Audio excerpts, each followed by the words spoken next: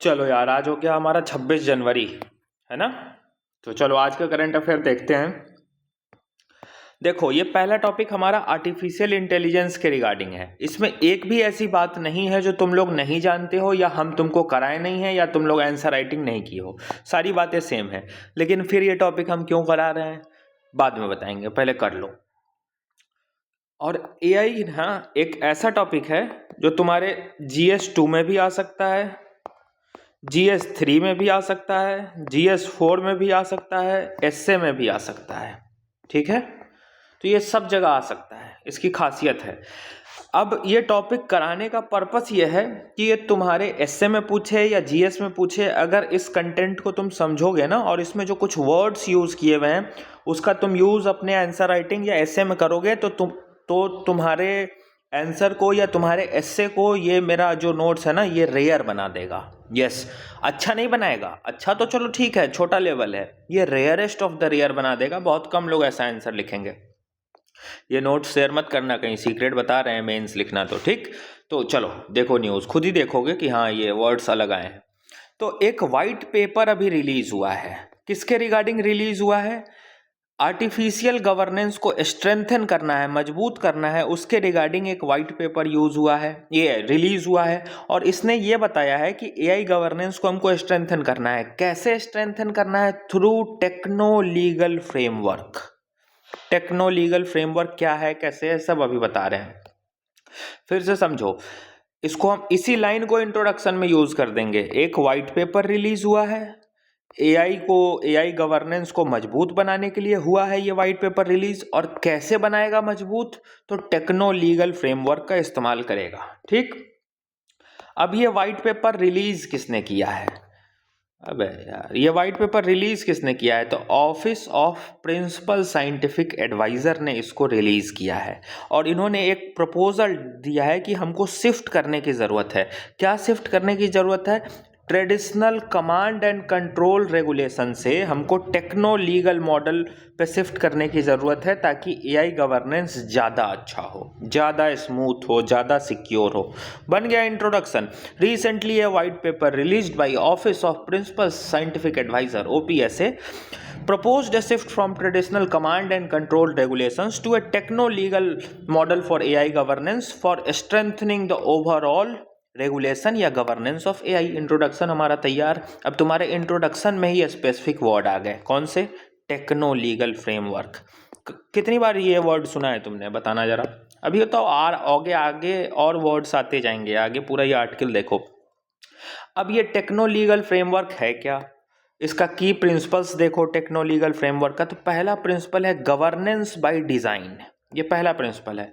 इसमें हम लीगल और इथिकल रिक्वायरमेंट्स जो हम बात करते हैं कि एआई लीगल हो, इथिकल हो, ये जो रिक्वायरमेंट्स है ना, ये बाद में डिसाइड नहीं करो। ये एआई सिस्टम को जनरेट करते समय जो डिजाइन तैयार करो उसी में डाल दो। जैसे कि ये कपड़ा बन गया, कपड़ा बन जाने के बाद इसकी फिटिंग मत सेट कराओ, पहले ही टेलर से इसका साइज फिट करा लो अपने बॉडी के हिसाब से, उसके बाद कपड़ा बनवाओ, ताकि बाद में फिटिंग कराने की दिक्कत ना आए। इसका मतलब ये है आर्टिफिशियल इंटेलिजेंस बना लेने के बाद लीगल और इथिकल फ्रेमवर्क के बारे में मत सोचो कि अब इसमें डाले, नहीं, बनाते समय ही इसको ऐसे तैयार करो कि इसमें एआई लीगल और इथिकल रिक्वायरमेंट्स एडेड हो। तो डिजाइन के समय ही गवर्नेंस शुरू कर दो। जब एआई सिस्टम तुम डिजाइन कर रहे हो, डिजाइनिंग के स्टेज पे हो, उसी टाइम पे लीगल और इथिकल रिक्वायरमेंट्स इसकी पूरी कर दो, डिजाइन करते समय ही। सिंपल सी बात।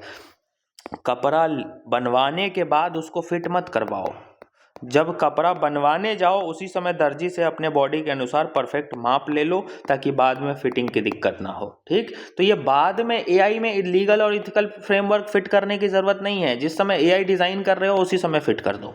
अब एआई कोई भगवान, तुम एआई को क्या समझ रहे हो? ये इंसान या कोई गॉड थोड़ी है जो इंफॉर्मेशन दे रहा है। एआई का फुल फॉर्म ही हम कहते हैं जीपीटी।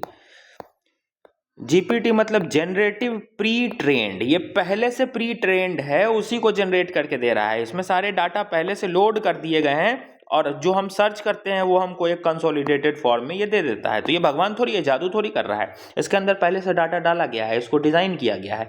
तो डिज़ाइन करते समय ही लीगल और इथिकल रिक्वायरमेंट्स डाल दो। ये नहीं कि अब डिज़ाइन कर लिए अब एआई में लीगल और इथिकल गवर्नेंस डालना है, बाद में डाल के क्या फ़ायदा, अब तो तुम डिज़ाइन कर लियो, इसमें जो डाटा डालना था डाल दिए हो, ऊपर से मॉडिफिकेशन मत कराओ, डिज़ाइन करते समय ही डाल दो अंदर।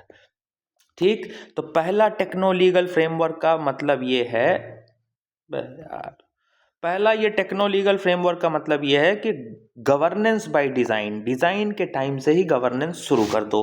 दूसरा, रिस्क प्रोपोर्शनेट कंट्रोल, जो भी रिस्क हैं एआई के रिगार्डिंग उसके हिसाब से तुम प्रोपोर्शनेट कंट्रोल मेजर भी डालो इस डिज़ाइन के टाइम पे। जैसे एआई से क्या रिस्क है, डाटा थेफ्ट का, मैनिपुलेशन का, रेडिकलाइजेशन का, डीप फेक्स का, फेक कंटेंट तैयार करने का। तो ये जो रिस्क, प्रोपोर्शनल रिस्क तुमको दिख रहा है, इसको कंट्रोल करने के लिए बाद में मैकेनिज्म मत लाओ कि हम एक बॉडी बनाएंगे जो मॉनिटर करेगा कि कहाँ फेक कंटेंट है। अरे बाद की बॉडी छोड़ो ना, इस एआई में ही कुछ ऐसा डिज़ाइन बनाओ, इस एआई में ही ऐसी टेक्नोलॉजी डालो कि ये फेक कंटेंट डिज़ाइन ही न करे। जैसे कि हम किसी की फ़ोटो डाल रहे हैं और उस फोटो को वल्गर वे में कुछ क्रिएट कर रहे हैं, तो एआई इतना ट्रेंड हो कि वो कह दे कि नहीं ये इंसान की फोटो है, हम इसको वल्गर वे में वल्गर वे में जनरेट नहीं करेंगे। तो ये ट्रेनिंग एआई को डिज़ाइन के समय ही दे दो, ये बात।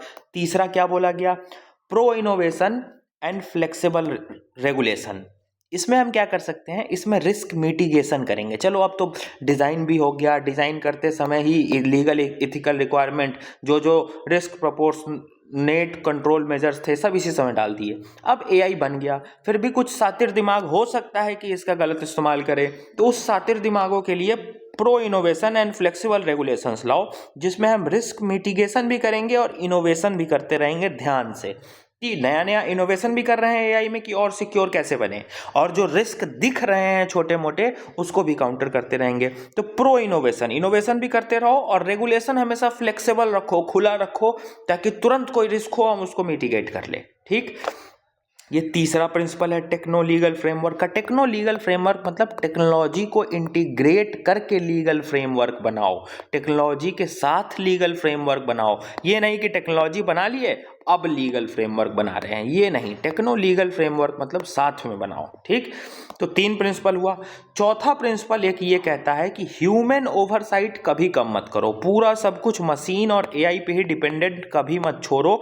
एक ह्यूमन ओवरसाइट तो होना ही चाहिए कि हर चीज़ को इंसान रेगुलेटरी मेजर्स के थ्रू देख रहा है, क्योंकि इंसान है, मशीन है, आखिरकार उस मशीन एआई को बनाने वाला इंसान ही है। तो ह्यूमन ओवरसाइट मत छोड़ो, जो कि हम तुमको हमेशा से बताए हैं कि ओवर डिपेंडेंट नहीं होना है एआई पे, अपना बुद्धि दिमाग खुला रखना है। ठीक, और लाइफ साइकिल बेस्ड गवर्नेंस करो। ये क्या है, लाइफ साइकिल बेस्ड गवर्नेंस करो, ये तुमको तब समझ में आएगा जब तुम लाइफ साइकिल ऑफ एआई समझोगे। तो एआई की लाइफ साइकिल, जैसे कि बच्चे का लाइफ साइकिल होता है ना, पहले वो बॉर्न होता है, फिर बड़ा होता है, फिर वो मैच्योर होता है, फिर वो बूढ़ा हो जाता है, उसी तरीके से एआई की लाइफ साइकिल है। पहला लाइफ साइकिल एआई का होता है डाटा कलेक्शन। कोई भी एआई हमको बनाना है ना, तो सबसे पहले तो चाहिए डाटा, इसको डाटा खिलाएंगे तभी तो ये हमको देगा डाटा, तभी तो हम सर्च करेंगे तो कुछ हमको ये डाल के देगा, तो इसको पहले खाना खिलाना होगा। इसका खाना क्या है, डाटा कलेक्शन, सारा डाटा इसमें डालो। अब डाल दिए डाटा, तो डाटा के साथ सबसे बड़ा रिस्क क्या आता है, डाटा प्रोटेक्शन, प्राइवेसी का। तो इस प्रोटेक्शन को इंश्योर करो। प्रोटेक्शन इंश्योर करने के बाद एआई को ट्रेनिंग दो और असेसमेंट करवाओ एआई को, जिस एआई में डाटा डाले हो, प्रोटेक्शन डाले हो, उसको ट्रेनिंग दो कि तुमको किस तरीके का कंटेंट देना है, किस तरीके के कंटेंट को नहीं देना है, क्या तक काम तुमको करना है। जैसे कि तुमको हम एक एग्जांपल दिया ना कि किसी XYZ पर्सन का एक अगर वल्गर इमेज डिमांड कर रहा है कोई एआई पे सर्च करके, मान लो हम ही कर रहे हैं, तो एआई हमको ये इमेज ना दे, पहले ही मना कर दे कि नहीं मैं ये जनरेट नहीं कर सकता। ये चीज़ तो डाला जा सकता है, इसी को हम कह रहे हैं डिज़ाइन बेस्ड गवर्नेंस। ये तीसरी लाइफ स्टाइल या तीसरी लाइफ साइकिल एआई की यही है कि उसको ट्रेनिंग दिया जाता है, असेसमेंट करवाया जाता है इस डाटा का कि इस डाटा को तुमको कैसे प्रेजेंट करना है। और चौथा फिर आता है, सारा चीज़ कर दिए तो डाटा सेफ्टी इंश्योर करो, यूज़र सेफ्टी इंश्योर करो, किसी के साथ गलत ना हो वो इंश्योर करो, और ट्रस्टेड एजेंट हो। जो भी एजेंट एआई को बना रहे हैं, जो भी स्टेक होल्डर्स इसमें इन्वॉल्व हो, वो ट्रस्टेड हो, भरोसेमंद इंसान हो जो ये सब काम करे। तो ये एआई की लाइफ साइकिल है, जन्म से लेकर आखिरी स्टेज तक एआई की। ठीक, ये एआई की लाइफ साइकिल यही है। ठीक, सबसे पहले डाटा खिलाओ, फिर डाटा खिलाने के बाद उस डाटा को प्रोटेक्ट करो, डाटा प्रोटेक्ट करने के बाद एआई को ट्रेन करो कि वो डाटा कैसे एसेस करेगा, कैसे डाटा हमको देगा, और उसके बाद उसकी सेफ्टी इंश्योर करो, और जो भी ये सब करे वो एजेंट जो हो वो ट्रस्टेड हो, भरोसेमंद इंसान हो या ऑर्गेनाइजेशन हो। ठीक, तो यही कह रहा है ये जो लाइफ साइकिल है गवर्नेंस का, ये सॉरी एआई का, इस लाइफ साइकिल के बेसिस पे गवर्नेंस करो। जैसे कि पहली लाइफ साइकिल है डाटा कलेक्शन, तो यहाँ पे तुम गवर्नेंस करो कि डाटा कलेक्शन बायस डाटा ना हो, फेयर डाटा आए, फेयर डाटा, एकदम सही डाटा एआई के पास आए, क्योंकि एआई को ही अगर हम गलत डाटा दे देंगे तो ये हमको सर्च करने पे गलत डाटा बताएगा। एआई के पास अपना बुद्धि थोड़ी है, जो डाटा इसको खिलाएंगे वही हमको डाटा ये भेजेगा। तो भैया ये देखो कि जो डाटा कलेक्शन हो रहा है वो बायस्ड ना हो, कोई गलत डाटा ना हो, तो डाटा फेयर हो। पहला गवर्नेंस लाइफ साइकिल के बेसिस पे ये आ गया। एक बात है यार, जो कन्वेंशनल तरीका है ना पढ़ाने का, उससे बेस्ट कुछ नहीं है। लाख तुम ये टैबलेट खरीद लो, इरिटेट कर ही देता है। ये छुआछूत वाला मोबाइल ना बहुत ख़राब चीज़ होता है। ये छुआछूत अनटचेबिलिटी वाला ही तो मोबाइल है, कहीं छुओ कुछ हो जाता है। तो ये लाइफ साइकिल बेस्ड का गवर्नेंस यही कहता है कि पहले डाटा कलेक्शन हिसाब से करो, और करने के बाद ये इंश्योर करो कि डाटा फेयर हो, बायस्ड डाटा ना हो, विवादित डाटा ना हो, गलत डाटा ना हो। तो पहला लाइफ साइकिल बेस्ड गवर्नेंस क्या है? पहला लाइफ साइकिल ये गवर्नेंस यहीं से शुरू कर दो। अब डाटा इसको खिला दिए, दूसरा गवर्नेंस होगा कि प्रोटेक्शन कैसे करेंगे इस डाटा का ताकि ब्रीच ना हो डाटा। तीसरा गवर्नेंस कैसे होगा कि ट्रेनिंग और असेसमेंट जो दे रहे हैं एआई को वो सही दे, कि कोई गलत चीज़ एआई ना बना के दे दे। ऐसा ट्रेनिंग दो एआई को कि गलत चीज़ को वो आइडेंटिफाई करके पहले ही मना कर दे, जैसे वो XYZ की इमेज तुमको हम बताए थे ना, वो सब ना दे। फिर चौथा लाइफस्टाइल में सेफ्टी इंश्योर करो कि एआई सिक्योर रहे। और पांचवा लाइफ साइकिल बेस्ड गवर्नेंस में आ जाएगा कि जो एजेंट सब ये कर रहे हो, जो भी स्टेक होल्डर ये एआई को गवर्न कर रहे हो, या जो भी गवर्नमेंट की ही ऑर्गेनाइजेशन काम कर रही हो, वो भरोसेमंद हो, ट्रस्टेड हो। ठीक, तो ये भैया इस आर्टिकल्स में जितने वर्ड्स हैं एआई रेगुलेशन के रिगार्डिंग, अगर वो क्वेश्चन पूछता है कि एआई को हम कैसे अच्छा से गवर्न कर सकते हैं, तो ये 5 पॉइंट्स तुम डालोगे ना तो तुम्हारा आंसर अच्छा नहीं बनेगा, तुम्हारा आंसर रेयर बनेगा। ये वर्ड जल्दी कोई यूज नहीं करेगा। और मेरे वीडियो पे वैसे भी व्यू आने नहीं है, नोट्स पेड में डलना है बस। 30 से 35 व्यू आएगा, और 30 से 35 सबका सब मेंस तो लिखेगा नहीं, गिना चुना 4-5 ही मेंस लिखेगा। तो ये एआई तुम्हारे 1 साल के लिए एकदम अपडेटेड कंटेंट है, मोस्ट अपडेटेड और most rarest of the rare content है। दिखाना कौन बच्चा ये वर्ड्स यूज़ कर रहा है, ठीक, या तुम कहाँ ये वर्ड्स देखे हो। हम चैलेंज नहीं कर रहे हैं, अभी ईगो पे मत ले लेना, क्योंकि हम भी तो कहीं से देखे हैं, न्यूज़ आया है तभी तो ये वाइट पेपर रिलीज़ हुआ है, हम प्रोएक्टिव वे में एक्टिव थे तभी तो निकाले हैं। हम कोई अपने मन से पॉइंट्स थोड़ी जनरेट किए हैं, लेकिन हाँ, बताने का मतलब ये है कि ऐसे पॉइंट्स तुमको नहीं मिलेंगे, ये वर्ड्स नहीं मिलेंगे जल्दी, न मैगजीन उगजीन में, न कहीं पर। तो तुम्हारे लिए ये टॉनिक है। अगर मेंस लिखोगे ना तो इस कंटेंट से ये टॉपिक 5 पॉइंट जो तुमको टेक्नो लीगल फ्रेमवर्क के प्रिंसिपल्स हम तुमको बताए हैं, ये तुमको हाई रिवॉर्ड देंगे, एक्सेलेंट रिवॉर्ड। क्योंकि एआई पे फ़ायदे और नुकसान लिखना सबको वही सेम है, गवर्नेंस में वही सेम लिखना है सबको कि मिस इन्फॉर्मेशन डिस इन्फॉर्मेशन रोकेंगे। यहाँ कहीं भी मिस इन्फॉर्मेशन हम यूज़ किए हैं, डिस इन्फॉर्मेशन यूज़ किए हैं, फेक कंटेंट यूज़ किए हैं, बायस कंटेंट यूज़ किए हैं। वर्ड्स हमारे बदल गए, हमारे टर्मिनोलॉजीज बदल गए, लेकिन कहानी वही है। इसमें कहानी वही सब है, रेगुलेशन वही करना है, लेकिन हमारा प्रेजेंटेशन तरीका, वर्ड्स बदल गया। तो इस वर्ड्स बदलने से ही तो आंसर अट्रैक्टिव और रेयर बनेगा। तो आंसर हम बोल रहे हैं ना बार बार, आंसर या ऐसे अगर इस टॉपिक को यूज़ करके बनाओगे ना तो वो अच्छा नहीं, रेयर बनेगा। कोई नहीं लिखेगा जल्दी, रेयरेस्ट ऑफ द रेयर। हो सकता है कोई 1-2 लिख ले, बाकी मेरे वीडियोस पे व्यू आने नहीं है, तो चिंता मत करो, जो लोग देखेंगे उनको फ़ायदा मिलेगा। कुछ कीवर्ड्स और ले लो वे फॉरवर्ड में। हम वे फॉरवर्ड बनाते हैं ना कि एक डेडिकेटेड बॉडी बनाएंगे जो सब प्रोटेक्शन इंश्योर करेगा, तो उस डेडिकेटेड बॉडी का तुम नाम देना data empowerment and protection architecture का क्रिएशन हम कर सकते हैं, कि एक डाटा एम्पावरमेंट और प्रोटेक्शन आर्किटेक्चर बनाएंगे जो पूरे डाटा को मैनेज करेगा, सेफ रखेगा, सिक्योर रखेगा। फिर हम एआई गवर्नेंस में बात करते हैं, इंटरनेशनल कोलैबोरेशन, ग्लोबल कोलैबोरेशन की, कि पूरी दुनिया एक साथ काम करेगी तो एआई अच्छा से ग्लोबल लेवल पे गवर्न होगा। तो उसके लिए तुम यूज करना AI governance group. AI governance group बनाएंगे जिसमें multiple stakeholders, international organisations collaborate कर सकते हैं for more inclusive, sustainable and justifiable artificial intelligence का इकोसिस्टम। ठीक, ऐसे करके वे फॉरवर्ड में ये दो वर्ड्स का यूज करना। बाकी चैलेंजेस क्या क्या आएंगे इसको इंप्लीमेंट करने में, तो चैलेंजेस तुम्हारे सेम होंगे। चैलेंजेस तुम्हारे सेम होंगे, इंफ्रास्ट्रक्चर की कमी, रिसर्च एंड डेवलपमेंट की इंडिया में कमी, पॉलिटिकल विल की कमी, स्किल की कमी, यही सब आ जाएगा। चैलेंजेस सेम रहेगा। ठीक, जो रेयर था तुमको हम बता दिया। तो मेन बोले ना कि ये रिपीटेड टॉपिक है, लेकिन कराने का पर्पस यही था। दूसरा टॉपिक देखो, एशियाटिक वाइल्ड डॉग, इसको हम कॉमन नेम में ढोल भी बोलते हैं, और इसका साइंटिफिक नेम क्वान अल्पाइनस है। ठीक, ये रेयर स्पीसीज है, जल्दी देखने को नहीं मिलता है, लेकिन अभी रातापानी वाइल्ड लाइफ सेंचुरी, जो कि टाइगर रिजर्व है मध्य प्रदेश का, मध्य प्रदेश में एक रातापानी टाइगर रिजर्व है, रातापानी वाइल्ड लाइफ सेंचुरी है, जो कि टाइगर रिजर्व भी है। ये टाइगर रिजर्व है, ठीक, मध्य प्रदेश में है। यहीं पे ये देखा गया है, पहली बार देखा गया है ये एशियाटिक वाइल्ड डॉग, जिसको ढोल कहते हैं, और ये रेयर है। समझ में आया, कचरा ज़्यादा हो गया ना। ये एशियाटिक वाइल्ड डॉग है, इसका कॉमन नेम ढोल है, साइंटिफिक नेम क्वान अल्पाइनस है। ये जल्दी देखने को नहीं मिलता है, रेयर है, लेकिन पहली बार देखने को मिला है। कहाँ? मध्य प्रदेश का एक टाइगर रिजर्व है, रातापानी टाइगर रिजर्व, यहाँ ये देखने को मिला है।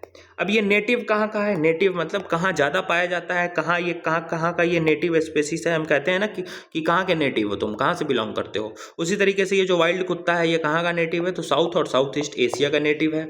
हाईली सोशल है, मतलब जल्दी घुल मिल जाता है सोसाइटी में। और पैक हंटिंग टॉप प्रीडेटर है ये। पैक हंटिंग टॉप प्रीडेटर मतलब ये ग्रुप में शिकार करता है। ये वाइल्ड डॉग जो है ना, एशियाटिक ढोल वाला, ये ग्रुप में शिकार करता है। और जो टॉप प्रीडेटर है, टॉप प्रीडेटर कौन है? शेर, चीता, इन सब का ये टॉप प्रेडेटर का शिकार कर देता है ग्रुप में। इतना खतरनाक कुत्ता है कि ये ग्रुप में आकर शेर को, चीता को, बड़े बड़े जो टॉप प्रेडेटर्स हैं उनको भी ये मार के खा जाता है। ठीक, अब देखो, ये टॉप प्रेडेटर्स को मार के खा जाता है, इसलिए इंपॉर्टेंट रोल प्ले करता है हर्बीवोरस के पॉपुलेशन को मेंटेन करने में, क्योंकि ये टॉप प्रेडेटर्स का खाना हर्बीवोरस है। शेर, चीता किसको खाते हैं? हर्बीवोर्स को ही तो खाते हैं। अब ये कुत्ता जो है ये ग्रुप में इन्हीं को खा जाता है। पैक हंटिंग मतलब ग्रुप में हंटिंग करता है। ये ग्रुप में हंटिंग करके ये टॉप प्रेडेटर्स को ही मार देता है, तो हर्बीवोर्स की पॉपुलेशन ऑटोमेटिक मेंटेन होती है। तो इस तरीके से ये मेंटेन करता है। कहाँ देखने को मिलता है? तो ये डेंस फॉरेस्ट, ग्रासलैंड, हिल वाले रीजन में देखने को मिल जाएगा। इंडिया में कहाँ देखने को मिलता है? तो सेंट्रल इंडिया वाला जो रीजन है वहाँ देखने को मिलेगा। वेस्टर्न घाट, ईस्टर्न घाट, इन दो जगह देखने को मिलेगा। IUCN स्टेटस इंडेंजर्ड है। ये रेड कोट मतलब इसका जो बॉडी होता है, इसका जो बॉडी फर होता है वो रेड कोट की तरह दिखता है। इसका जो कान है, ईयर है, वो राउंडेड कान है। और इसका स्पेशलाइज्ड डेंटिशन है, मतलब दांतों की जो बनावट है वो काफ़ी स्पेशलाइज्ड है, ताकि ये मीट टीयरिंग कर सके, मांस अच्छे से खा सके। ठीक, तीसरा टॉपिक देखो, state finance for nature 2026 report. तो एक 2026 की रिपोर्ट आई है, उस रिपोर्ट का नाम है state of finance for nature. क्या नाम है रिपोर्ट का? State of finance for nature. और इसका 2026 का ये रिपोर्ट आया है। कौन निकालता है? यूनाइटेड नेशन इन्वायरमेंट प्रोग्राम निकालता है। ठीक, अब देखो, ये इन्वायरमेंट प्रोग्राम वाली ऑर्गेनाइजेशन इसका रिपोर्ट निकाल रही है। रिपोर्ट का नाम भी है state of finance for nature. तो फाइनेंस मतलब पैसा, नेचर मतलब इन्वायरमेंट। तो ये नेचर में जो पैसे से रिगार्डिंग कुछ बात हो रही है, उसके रिगार्डिंग ये रिपोर्ट आया है कि भैया नेचर के रिगार्डिंग हम कितना पैसा खर्च किए, कहाँ किए, उसी का रिपोर्ट है। स्टेट ऑफ फाइनेंस मतलब पैसे का ये स्टेटस बता रहा है। और किस सेक्टर में पैसे का स्टेटस बता रहा है? नेचर, इन्वायरमेंट में हम पैसे कैसा खर्च किए हैं, कहाँ खर्च किए हैं, उसका ये स्टेटस बता रहा है। और ये 2026 की रिपोर्ट है। यूनाइटेड नेशन इन्वायरमेंट प्रोग्राम इस रिपोर्ट को निकाला है। ये काम क्या करता है? तो ये ट्रैक करता है ग्लोबल कैपिटल फ्लो, कि पूरे दुनिया में कितना कैपिटल फ्लो आया है related to nature, related to environment, मतलब कितना इन्वेस्टमेंट किया गया है ऑन इन्वायरमेंट। ठीक, इन्वायरमेंट में पूरे दुनिया में कितना इन्वेस्टमेंट किया गया है, वही ये रिपोर्ट बताता है। अब ये रिपोर्ट इस बार का बताया ये गया, ये जो रिपोर्ट है इस बार का, ये बताया ये है कि निगेटिव इन्वेस्टमेंट ज़्यादा हुआ है रेदर देन पॉजिटिव। इन्वायरमेंट पे निगेटिव खर्चे ज़्यादा हो गए हैं। जैसे कि मान लो टोटल खर्चा 100 रुपये हुआ इन्वायरमेंट पे पूरी दुनिया में, तो 60 रुपये निगेटिव है, 60 रुपये निगेटिव है और 40 रुपये ही पॉजिटिव है। अब निगेटिव या पॉजिटिव खर्चा मतलब 40 रुपये ही ऐसा हम खर्च किए हैं जिससे इन्वायरमेंट को फ़ायदा मिला है, इन्वायरमेंट को बेनिफिट हुआ है, इन्वायरमेंट चेंज को हम टैकल किए हैं, 40 रुपये ही इस्तेमाल किए हैं इन्वायरमेंट को सिक्योर करने के लिए, और 60 रुपये जो फंडिंग किए हैं ना, इससे इन्वायरमेंट को फ़ायदा नहीं हुआ है, इन्वायरमेंट को नुकसान हो गया है। तो निगेटिव इन्वेस्टमेंट मतलब वैसा इन्वेस्टमेंट जो हमको फ़ायदा नहीं दिया। तो निगेटिव इन्वेस्टमेंट कहाँ हुआ है? इन्वायरमेंट पे हुआ है, मतलब ऐसा इन्वेस्टमेंट जो इन्वायरमेंट को फ़ायदा नहीं दिया है, उल्टा नुकसान कर दिया है। पॉजिटिव इन्वेस्टमेंट कम है, निगेटिव ज़्यादा है, ये इस रिपोर्ट की फाइंडिंग है, ध्यान रखना। फिर से इस रिपोर्ट की फाइंडिंग ये भी है कि फाइनेंस गैप बहुत ज़्यादा देखने को मिला है, और सबसे ज़्यादा निगेटिव इन्वेस्टमेंट किसने किया है? तो सरकारी कंपनीज, जो सरकारी फाइनेंस है ना, सरकार जो फाइनेंस कर रही है पूरे दुनिया में क्लाइमेट को सरकार ही तो फाइनेंस कर रही है, प्राइवेट प्लेयर भी कर रहे हैं, लेकिन मोस्टली फाइनेंसिंग भारत में इंडिया में मोदी जी कर रहे हैं, इंडिया की गवर्नमेंट कर रही है, यूएस में यूएस का गवर्नमेंट कर रहा है, यूरोपियन यूनियन में यूरोपियन यूनियन का गवर्नमेंट कर रहा है। तो ये जो सबसे ज़्यादा निगेटिव हम देखने को मिल रहा है ना हमको, कि निगेटिव इन्वेस्टमेंट ज़्यादा हुआ है। तो सबसे ज़्यादा जो निगेटिव इन्वेस्टमेंट हुआ है उसमें अगर हम शेयर निकालें तो सरकार के तरफ से पूरे दुनिया में, पूरी दुनिया की सरकार की हम बात कर रहे हैं, तो निगेटिव इन्वेस्टमेंट के शेयर में जो सरकारी फाइनेंस है, जो सरकारी पब्लिक खर्चे हैं, सरकारी खर्चे हुए हैं पूरे दुनिया में, सरकारी खर्चों से निगेटिव इन्वेस्टमेंट ज़्यादा हुआ है। ठीक है, ये ध्यान रखना। वो पूछ देंगे कि इस बार का state of finance report for nature किसने निकाला है? यूनाइटेड नेशन एनवायरनमेंट प्रोग्राम निकाला है। ये रिपोर्ट क्यों निकाला जाता है? तो ये ट्रैक करता है कि नेचर और एनवायरनमेंट पे कितना टोटल इन्वेस्टमेंट हुआ है, कितना कैपिटल फ्लो गया है, कितना पैसा हमने खर्च किया है। फिर पूछ सकता है कि 2025 का क्या स्टेटस है, इस बार का जो लेटेस्ट रिपोर्ट है इस बार का क्या स्टेटस है। तो निगेटिव इन्वेस्टमेंट ज़्यादा हुआ है, मतलब वो इन्वेस्टमेंट से नुकसान ज़्यादा हुआ है, एनवायरनमेंट को फ़ायदा कम हुआ है। पॉजिटिव इन्वेस्टमेंट कम हुआ है। बहुत ज़्यादा फाइनेंशियल गैप देखने को मिला है इस बार के हमको फाइनेंस में। और तीसरा बताना कि ये जो निगेटिव इन्वेस्टमेंट हुआ है इसमें सरकार के तरफ से पूरी दुनिया की जो गवर्नमेंट है उसने ज़्यादा कर दिया है निगेटिव इन्वेस्टमेंट। मतलब इस निगेटिव इन्वेस्टमेंट के शेयर में सरकारों का ज़्यादा रोल है, उसने ज़्यादा इन्वेस्टमेंट कर दिया है। जैसे कि सरकार कैसे निगेटिव इन्वेस्टमेंट करती है? एग्जाम्पल, सरकार देती है कोल पावर प्लांट को सब्सिडी देती है, और कोयला से होगा ग्रीन हाउस गैस इमिशन।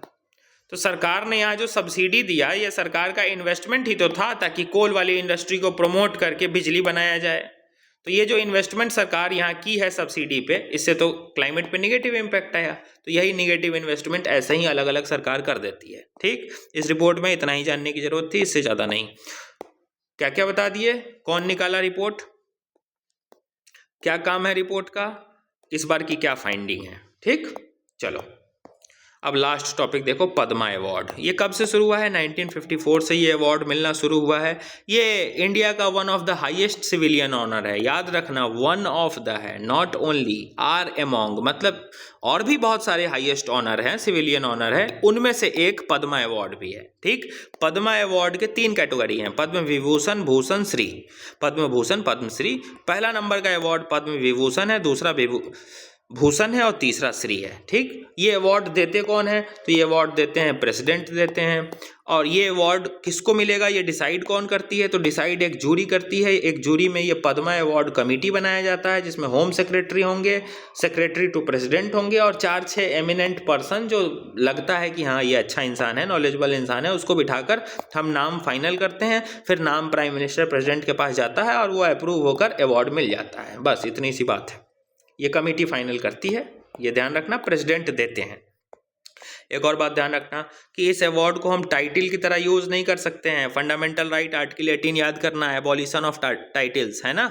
तो हम टाइटल की तरह इसको इस्तेमाल नहीं कर सकते हैं। प्रीफिक्स और सफिक्स, मतलब अपने नाम के आगे, नाम के पीछे पद्मश्री, पद्म विभूषण ऐसे नहीं लगा सकते हैं। अब एक साल में मैक्सिमम 120 लोगों को, मतलब 120 अवार्ड, ये तीनों मिलाकर, पद्म विभूषण, भूषण और पद्मश्री, ये तीनों मिलाकर एक साल में 120 ही लोगों को ये अवार्ड दिया जा सकता है। लेकिन 120 में ये लोग इंक्लूडेड नहीं हैं, ये लोग नहीं आते हैं। पोस्थमस मतलब जो लोग डेथ हो गई, मरणों उपरांत जिनको दिया जाता है। तो पोस्थमस मतलब जो डेथ कर गए, या जो NRI हैं या OCI हैं, ये लोग को इस 120 में हम काउंट नहीं करेंगे। तो 120 प्लस ये लोगों को जितना अवार्ड मिल जाए वो मिल जाए, 120 मैक्सिमम नॉर्मल सिटीजन्स के लिए है, ठीक। ये मरणोपरांत एक पोस्थमस वाला हो गया, एक एनआरआई हो गया, एक ओसीआई कार्ड जो ओवरसीज सिटीजन ऑफ इंडियन है। इन तीनों के लिए कुछ नंबर्स अलग हो सकते हैं, 10, 20, 30, मतलब ये 120 का आंकड़ा 10-20 से क्रॉस कर सकता है, लेकिन ये 10-20 जो क्रॉस करेगा ये 3 इन स्पेशल कैटेगरी वालों के लिए करेगा, पोस्थमस, एनआरआई और ओसीआई के लिए। लेकिन जो नॉर्मल सिटीजन है वो 120 से ज़्यादा नहीं होंगे, ठीक। अब ये ध्यान रखना, एक क्वेश्चन ये पूछ सकता है कि आज़ादी के बाद से क्या लगातार हम देते आए हैं ये पद्मा अवार्ड? तो नहीं, कुछ समय के लिए बीच में रुक गया था, कुछ समय के लिए ये बीच में रुका था। कब?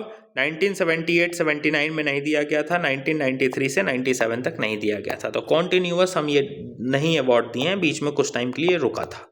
दैट्स इट, करेंट अफेयर आज का कंप्लीट, इतना ही था। बाकी देख लो, और कोई ऐसा टॉपिक तुमको लगे जो आज आया है और वो हम नहीं कराए हैं तो बताना। छोड़ो हम कराए हैं कि नहीं वो छोड़ देना, तुम लोग आंसर राइटिंग किए हो कि नहीं ये बता देना। मेरा कराना तो दूर की बात है, वो सारे टॉपिक जो आज आए हैं उस पर तुम लोग आंसर राइटिंग भी कर चुके हो। वही यूएस का अनप्रेडिक्टेबिलिटी, ग्रीनलैंड, वही इंडिया यूएई के रिश्ते, वही इंडिया में एजुकेशन स्किल की कमी, इंडिया में एजुकेशन खराब जा रहा है, एजुकेशन में आबादी बढ़ेगी, रिपीटेड है, सब रिपीटेड है। तुम लोग आंसर राइटिंग भी कर चुके हो, बता देना। जो रिपीटेड था और जो रेलेवेंट था वो करवाए हुए हैं, जो कोई नहीं करवाया है, ठीक। चलो, मोस्ट इंपॉर्टेंट टॉपिक, इसी से रिगार्डिंग एक क्वेश्चन देंगे, तुम लोग वो क्वेश्चन लिखे हो, लेकिन आज हम चाहेंगे कि इस कंटेंट का इस्तेमाल करके ये क्वेश्चन लिखना, ठीक। चलो टेक केयर, क्वेश्चन हम डाल देते हैं।